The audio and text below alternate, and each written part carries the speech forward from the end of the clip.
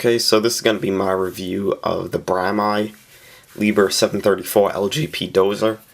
This model is in 1/50th scale, discontinued, not made anymore, and very hard to come by, but I figured I'd make the review if anyone does find one or know where to get them and is interested, or if you just want to see the model, because it is a very cool looking model. Now I want to start off by saying that an LGP Dozer without a ripper is something that's hard to come by in 1/50th scale, or for any scale in that matter, so it would be nice to see if they remade this model or a Dozer similar to it, and one reason why I did buy it is because of the tracks and the weight. So anyway, to get into the functions, it doesn't do too much, but it does what you would expect. And one function is, you know, really nice and something that they should try to engineer onto all models. And that's what I'm going to show you right here. If you look, the blade comes as far up as right there, which is completely awesome.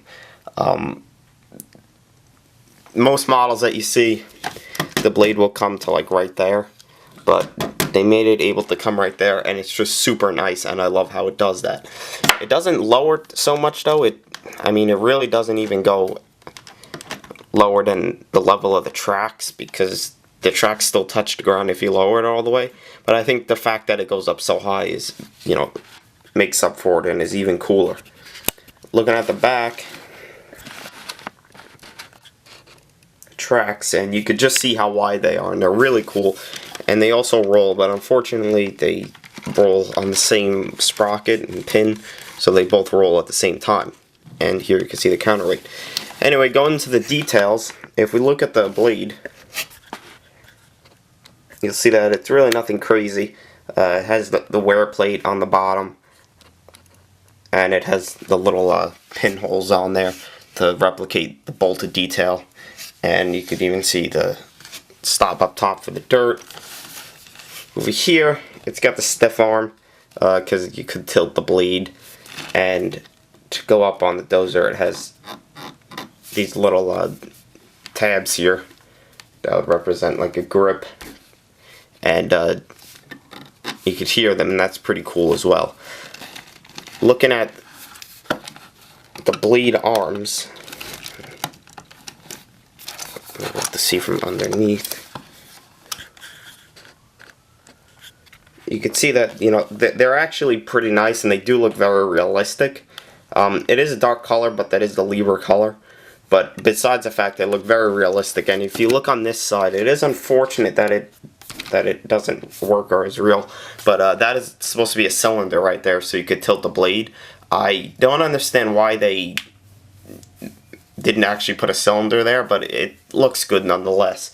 And another thing I want to point out, every single pin on the model is painted, as you could see, so that's a huge plus, and it really gives to the appearance of the model a lot. Now, looking at the tracks, and I'll have to raise it to show you, the tracks are super nice, and I like them a lot.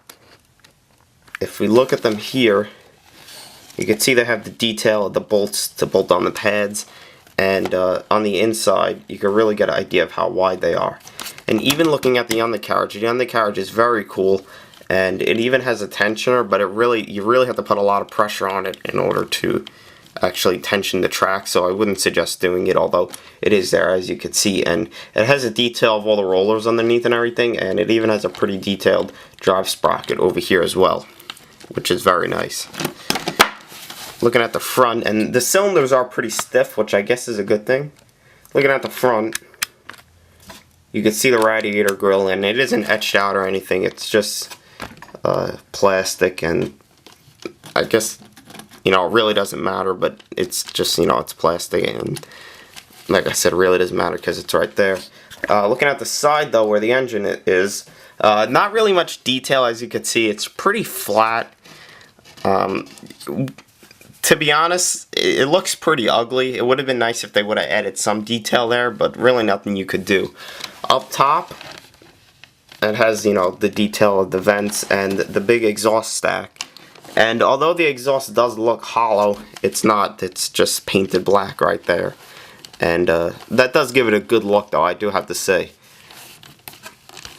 looking at the cab, you can see the cab is windshield wipers, and they are pretty large, but this is just stuff that I'm just saying for the review, and it really doesn't matter that they're that size. They actually look pretty good. And to get into the cab, you can see it has more texture right there, and fuel tank right here, 734.